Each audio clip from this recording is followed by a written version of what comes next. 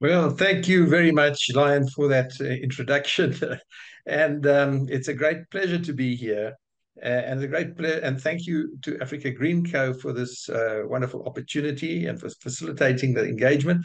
And it's an honor to engage with you and with colleagues from the region. A great honor indeed. Well, I'm going to be talking today about energy and electricity planning in South Africa, with an emphasis on the integrated resource plan for electricity. I'm just trying to change my next slide. Let's just make sure that this is changing.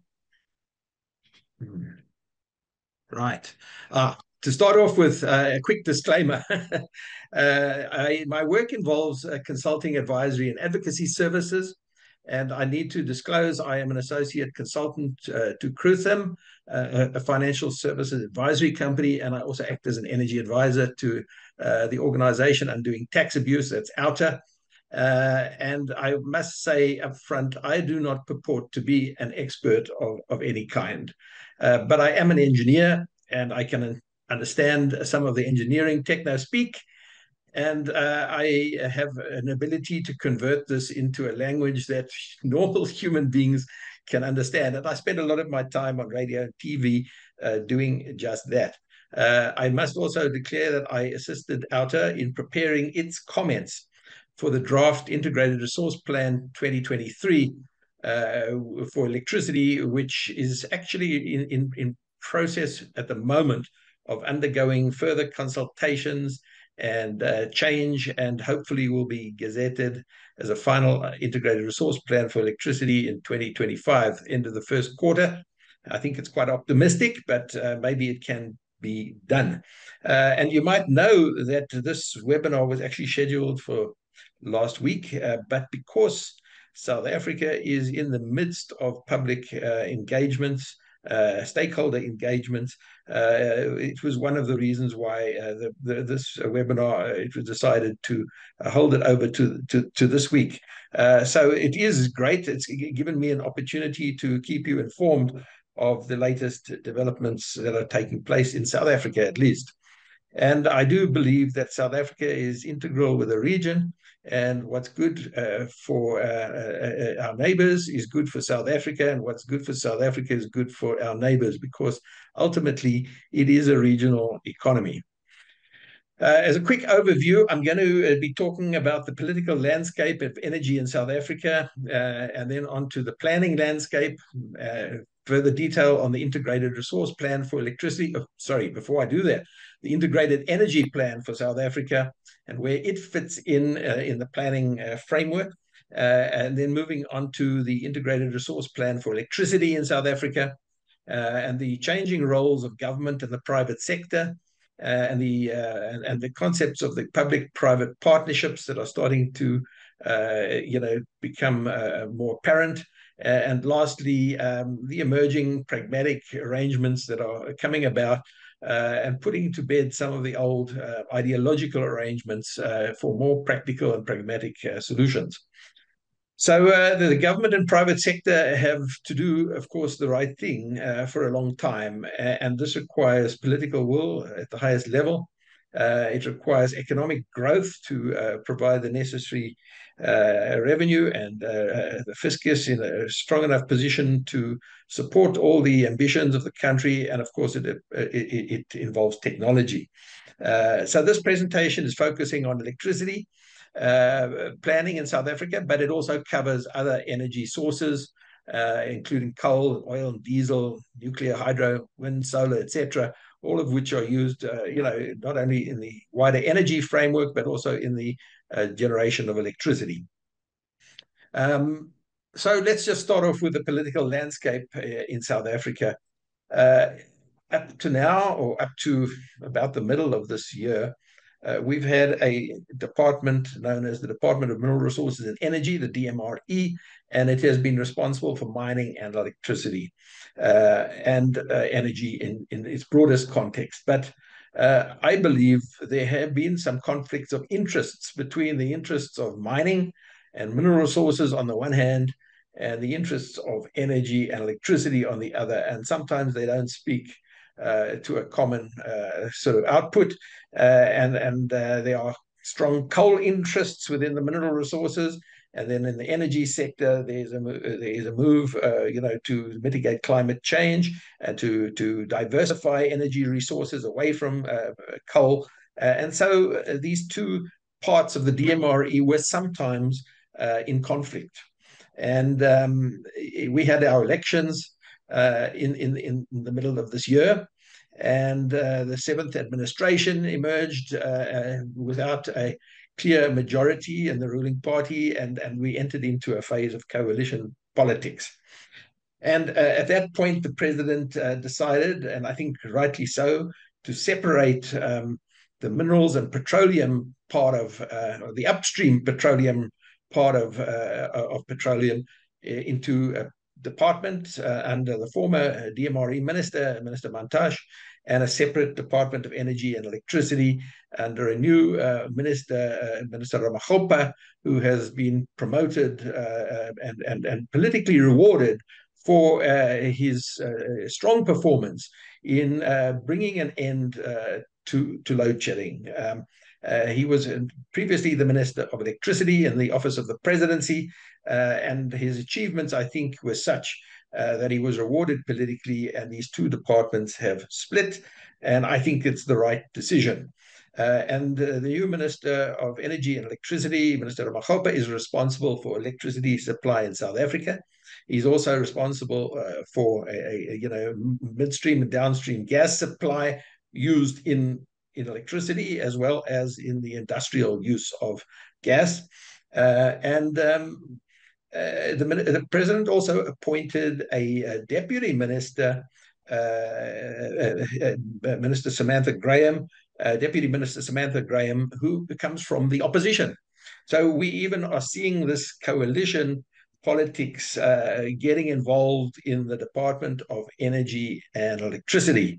And again, I personally think this is a good thing. It makes politicians more accountable, and it introduces a measure of political competition, even within a department, to perform, to the expectations of customers and the public.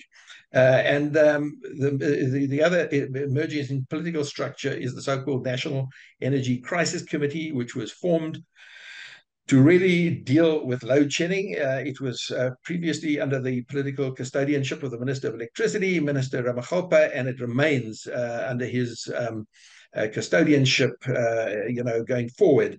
And really, it brings together the politicians from a number of different departments, and of course the officials from a number of different departments, as well as business and other stakeholders. So it's really brought, I think, a new effort, a national effort involving government and the private sector to deal with load shedding. And it has dealt with that effectively, and it's now moving on to new issues that are emerging in the transmission grid, as well as in the distribution networks. So moving on to energy planning in South Africa, I must tell you, first of all, up front, that I'm a believer that a lot of our problems in South Africa in the energy sector have been as a result of poor and uncoordinated energy planning in the country. And I'm going to try and explain where I'm coming from in this. So firstly, you can see, I see a kind of a pyramid structure for planning.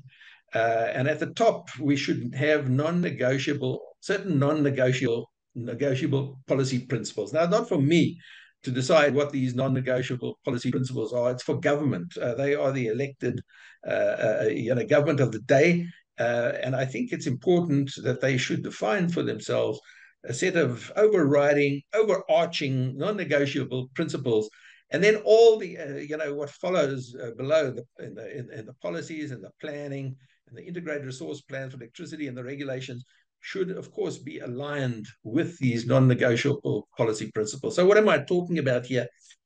Well, I'm talking about things like a commitment to climate change goals, specific targets in climate change goals. I mean, it's no good, having, goals in climate change and then you promptly go ahead with your energy and electricity plans that are in conflict with your non-negotiable principles. So I think it's important to decide what are your principles. They can be climate change, they can be job creation, they can be water use, the fact that we're a water constrained country and everything needs to be aligned with that. We can't start having generation plants that use a lot of water if it is a non-negotiable principle to reduce water consumption or to keep it within certain limits.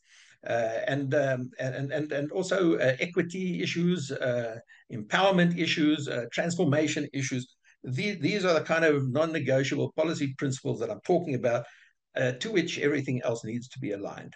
And then one needs to, when one moves into the energy space, start looking at your overarching energy and electricity policies. And this covers everything from coal, oil, gas, liquid fuels, electricity. We need to have we need to decide what our policies are, and these policies must be aligned with our non-negotiable principles. And then, of course, once we have set policies and principles, we need to develop an integrated energy plan that looks at all the different primary energy resources of the country, as well as all the energy carriers in the country and how energy is being used. And one needs to understand clearly the flow of energy from the primary energy resources through the energy carriers to processes that convert energy, and finally to the needs of the customer and the market. And these need to we need to have a clear picture, overarching picture of the energy environment that we're operating in. And beneath that, we need to have sector integrated resource plans. And these integrated resource plans, could and should include, for example, an integrated electricity plan, a coal master plan, a gas master plan, liquid fuel master plans, nuclear, renewable master plans, covering all the different energy sectors. And really, you're sitting there with an umbrella integrated energy plan to which the sector integrated resource plans need to be properly aligned. And then below that, of course, you start getting into the regulations for each of the different sectors. And so you can see this pyramid structure that involves the different aspects that I've been talking about. Now, I want to just now move on to what I call the integrated energy plan for South Africa, which, as I said, is a kind of an overarching umbrella plan that looks at all the energy resources of a country. Now, we have in South Africa the so-called National Energy Act. It's Act number 34, and it was published in 2008. And in this act, and this comes verbatim out of the act, straight out of the act, it says the minister must develop and on an annual basis review and publish an integrated energy plan in the government gazette for the country, a national and integrated energy plan. And it further goes on to tell you exactly what should be in this integrated energy plan, which you can see listed there.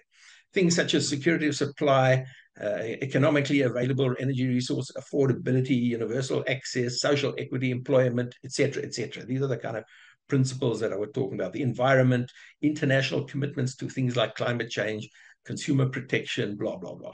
Okay, so it's very clear as to what the act and what the law requires in South Africa. But having said all this, this Section 6 of the National Energy Act of 2008 was never enacted. The act was enacted, but Section 6 was exempted. In other words, the president said, I hereby bring into effect Act number 34, 2008, but Section 6 is for the time being on hold. And so the minister was never required to produce an integrated energy plan for South Africa. Despite the fact that if you read the act, you'll see Section 6, but it was exempted when it was promulgated. And I believe that's one of the reasons why we've had the problems that we've had with energy planning, because we actually have never had, since 2008, an integrated energy plan, despite the fact that it's been a requirement in the Act, but it was exempted. So where do we stand now? Well, interestingly, two civil society organizations, unfunded, small civil society pressure groups, took the president of South Africa and the Minister of Mineral Resource and Energy to court to say that this exempted Section 6, this is unlawful. The reason why you normally exempt it, let's say a section of an act, is as a transitionary process, because sometimes an act cannot be enacted all together at the same time. And you need certain things to happen in sequence. And as a transitionary process, the president can exempt, a paragraph in the act for a particular time. But this now was stretching from 2008 until 2023. And eventually the president and the minister caved in and they said, you're right. They basically conceded that this Section 6 needed to be put into effect. And this is a verbatim, slide of what was gazetted in the Government Gazette on the 30th of March last year. And it said in very simple terms, very simple statement, in terms of Section 21 of the National Energy Act, I hereby determine, with effect from the 1st of April 2024, that's 1st of April this year, that Section 6 will come into operation. So from the 1st of April 2024, this exempted Section 6 came into effect. Now, what is the impact of this? Well, we have to now look at what Section 6 says. And to go back to the previous slide, it says that the minister must develop and publish an integrated energy plan annually, which means that from the 1st of April 2024, the minister has 1 year to produce the first integrated energy plan for South Africa, which means it's due to come into, it must be published in terms of the law by the 30th of March 2025. That's when we need an integrated energy plan. Will it happen by this date? I doubt it. I think the minister is going to have to apply for an extension or a condemnation for the fact that it is not going to be ready in time. We are told that the minister and the department are working on it, but an integrated energy plan may require more time. I mean, it's only 3 months away, 3.5 months away, and it's got to be public processes, etc., stakeholder engagement. These things do tend to take time, particularly in South Africa. So the good news is that we hope to have an integrated energy plan maybe sometime next year. Just to indicate what I've already said, I mean, this is the kind of output of an integrated energy plan. It's not the plan itself, but on the left-hand side, you see all the different primary energy resources. You see how, in the middle there, that orange block, a certain amount of coal, that's the black line, is converted into electricity. And that then goes and some of it reaches various industries, and some of that energy is wasted, because of the thermal electricity generation process is only 35% efficient. So the majority of that coal that goes into producing electricity, the energy in that coal, the majority of it is wasted, rejected energy, heat that is lost. But some of it goes to particular industries, and you can see this kind of flow diagram, which indicates how the primary energy resources on the left are converted and finally reach the productive economy on the right, whether it's residential, commercial, industrial, non-energy, or transportation sectors. And some of it then waste, the so-called rejected energy, the lost energy. And of course, that rejected energy, we've got to do everything possible, to minimize that, because that is energy lost. And there are ways of doing that. So, for example, a lot of the energy from coal is lost, whereas with renewable energy, you don't have those kind of losses. If you were to look at, liquid fuels, a lot of the energy in petroleum, liquid fuels, is lost because of the inefficiency of internal combustion engines. Well, if you go to electric vehicles, you can dramatically reduce those losses. So these are the kind of things that need to be considered. Now, this diagram you see in front of you was actually produced by the Lawrence Livermore National Laboratory in the United States in 2017. So it's seriously out of date. Doesn't include electric vehicles, doesn't include hydrogen, it's not up to date in any shape and form. And in any way, why should the Americans be doing this? This is what our integrated resource plan for electricity should be doing.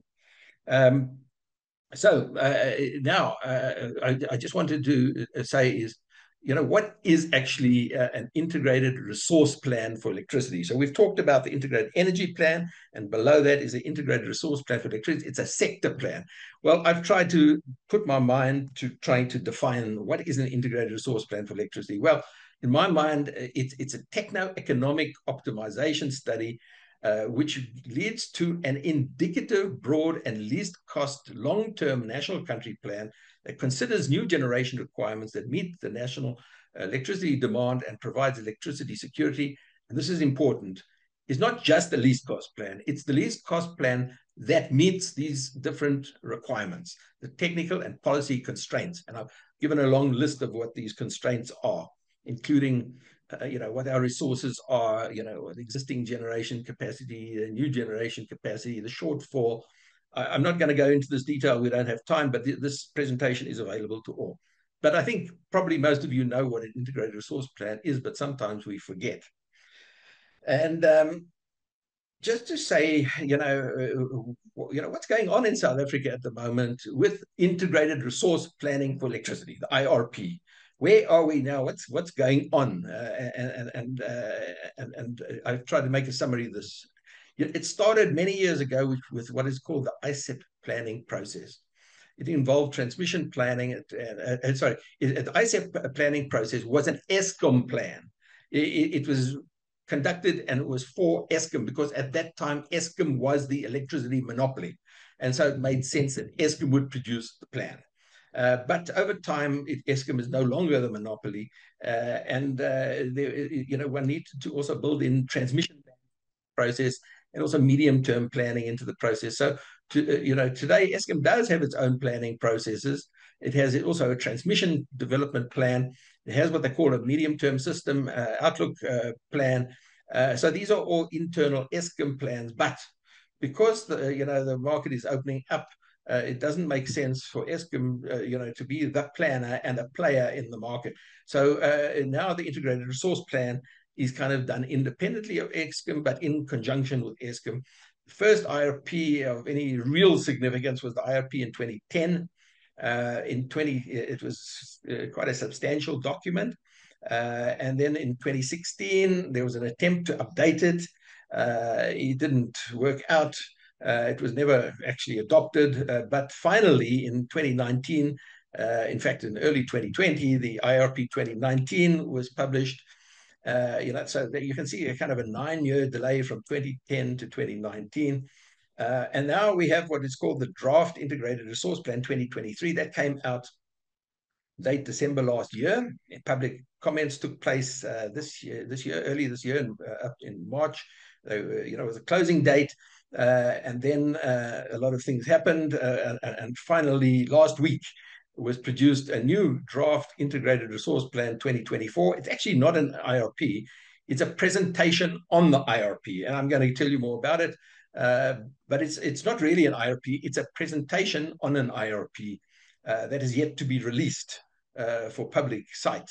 And it has been announced that hopefully by the end of the first quarter next year, this draft IRP 2024 will be published as a final IRP 2025. Again, you can see a 6-year delay between 2019 and 2025. This is not what planning should be.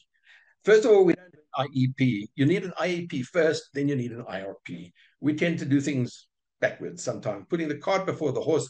We have an integrated resource plan, which is 5 years late, and then we don't even have an integrated energy plan. This is some of the reasons why I think we have a planning problem in South Africa. In addition to this, there has been a change in the approach to planning. Initially, planning, in the days of the monopoly and in the early days, 2010, we had what we call a prescriptive national command and control type of planning approach. In other words, the IRP was prescriptive. It almost had the force of law. First, you have to have an IRP. Then the minister has to make a ministerial determination. Then that has to be concurred to, agreed to by the regulator NERSA. And then finally, public procurement processes start. And at that time, all processes were basically public procurement process. But things have changed now. We have other players in the market, so not all procurements are in the public procurement process. You do not need a generation license for non-public procurement processes. And things have moved now from an IRP, which was a prescriptive national plan, to becoming more of an indicative planning document to give an idea of the sort of goals and objectives of the country, both at national level, provincial level, and even local level. So we are starting to see provincial IRPs. We're beginning to see large metros having their own IRPs. So it's a move away from this central command and control planning to a more distributed, indicative planning process at national, provincial, and local level towards a market-driven approach. So this is the opening slide of this presentation that was given last week. It is they call it here the Draft Integrated Resource Plan Stakeholder Workshops, November 2024. It was announced and released last week. And if you click on this slide, I'm not going to do it, but these slides are all available to all the people present. You will actually get a copy of this presentation that was presented last week. I haven't got time to go into it at the moment. It will take a lot, hours of presentation to go through it, but it's available for you. But again, just to summarize, where are we at the moment? The IRP 2019 is in need of an update. The draft IRP 2023 was published in December 2023. Public comments closed in March 2024. The national governments took place at the end of April, and a new government of national unity was formed in May, and then the separate departments of mineral and petroleum resources and a separate department of energy and electricity was established. A new minister was appointed, a new deputy minister was appointed, part of this GNU, Government of National Unity, and the stakeholder engagement process that was concluded earlier was reopened because the new minister decided that the previous draft there were sufficient important comments in the public process, which meant that they could not accept that draft 2023 IRP, and they reopened it for public comments, which took place last week. And then after last week, it's still got to then be updated. It's got to go for some of the government consultation processes between government, business, labor, and communities. It's called the NEDLAC process. It's then got to go to the cabinet for so-called policy adjustment, then got to go back to the DMRE for finalization and publishing. So maybe, sorry, I made a problem with the date there. It should be published according to the minister by the 31st of March 2025, and I would say maybe not, maybe later, but sometime hopefully sooner rather than later. But that's where we are. There is an evolutionary process underway in South Africa, as is in the case in Namibia, as we've heard, and in other countries in the region, and not only in the region, all the different BRICS countries, China, Industry, Russia, and Brazil have all undergone major evolutionary processes towards market reform. So we're moving from a vertically integrated monopoly, a state-owned enterprise, through to the single buyer model, where Eskom had its own generation resources, but it was also buying from IPPs, through to the unbundling of the electricity generation, transmission, and distribution sectors, which is in progress right now as we speak. There emerged the traditional one-to-one wheeling, with third-party access is allowed to public-funded essential grid infrastructure, and this has proceeded to a one-to-many, a many-to-one, and a many-to-many wheeling arrangement processes across the Eskom grid. And then further developments have taken place of what we call virtual wheeling and token wheeling, as well as electricity trading which includes the sale and trading of electrical energy across Eskom and municipal networks to customers that are embedded in both Eskom and municipal areas of supply. And the next step, which is in progress at the moment, is the electricity market reform process, the establishment of a day-ahead and a balancing electricity market. These processes are in progress at the moment. The target is to have an electricity market, starting trading sometime in 2026. Maybe later, but it depends on how quickly, the regulator can get to grips with the market code that is probably going to be presented to it shortly. And then, of course, I'm going to really skip through this very quickly to say that, to try and define what is the role of government and what is the emerging role of the private sector. And certainly the private sector is starting to play a more significant role in the rollout and the financing and assisting of government with planning and stepping in where the public sector fails to provide basic infrastructure. This is happening not only in generation, but now also looking at transmission, because Eskom's balance sheet is not strong enough to do what it has to do in the rollout of transmission infrastructure. And municipal distributors, don't have the wherewithal on many fronts to do what they need to do in the distribution sector. So we're beginning to see the emergence of public-private partnerships, PPPs, in the generation space, the transmission space, and also in the distribution space. I'm not going to go through the details of the slide. Time has run out. But I just want to leave you with some links that may be of interest to you after this webinar. This presentation is available to you. Please feel free to look at our own website, my own published articles, the news in the sector that we publish every 2 weeks. The draft IRP that was issued for public comment in 2023, you can just click and download it. You can look at Outa's comments to the draft IRP 2023 to get an idea of some of the problems that were identified with the draft IRP. And then I've given a link to the latest presentation by the DMRE last week with this for the draft IRP 2024, which takes you really up to date exactly where we are today, as of today. What unfolds, after today, we will still see. But there are political processes that have got a consultation that's got to take place. There's got to be policy intervention by government, and hopefully, finally, we'll have an IRP by the end of the first quarter, 2025, maybe. And maybe we will have an integrated energy plan sometime next year. Look, it's taken a long time. We're running late. We should have had this ages ago. But let's be positive that this is moving forward and not moving backwards right now. So I am optimistic that we are putting in place what we should have done many years ago. We are putting it in place, and better late than never. And with that, I'd like to again thank Africa Green Co for the opportunity of really telling you about where South Africa is up to and what it's up to. And it's going to be really interesting for me to hear what the region is up to. So thank you, Lion. Back to you.